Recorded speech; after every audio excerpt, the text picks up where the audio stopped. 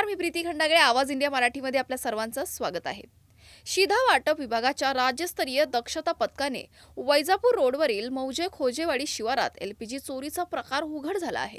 काल गोपनीय माहितीच्या आधारावर नियंत्रक चंद्रकांत डांगे यांच्या सूचनेनुसार आणि गणेश बेल्लाळे यांच्या मार्गदर्शनाखाली धाड टाकण्यात आली. हॉटेल साईश परिसरात 2 व्यक्ती एलपीजी टँकरचे सील तोडून गॅस चोरी करताना रंगेहात आढळले.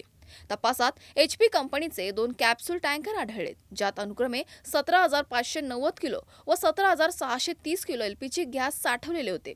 याशिवाय 19.2 किलो क्षमतेचे 17 भरलेले व 6 रिकामे सिलेंडर, 14.2 किलोचा 1 भरलेला सिलेंडर आणि 5 किलोचे 2 भरलेले सिलेंडर जप्त करण्यात आले. एकूण 35,220 किलो एलपीजी गॅस, 2 टँकर आणि 26 सिलेंडर यांचा सुमारे 1,26,00,000 रुपयांचा मुद्देमाल जप्त करण्यात आलाय. संबंधित आरोपी विरोधात छत्रपती संभाजीनगर MIDC वाळूज येथील ठाण्यात गुन्हा नोंदवण्याची प्रक्रिया सुरू आहे.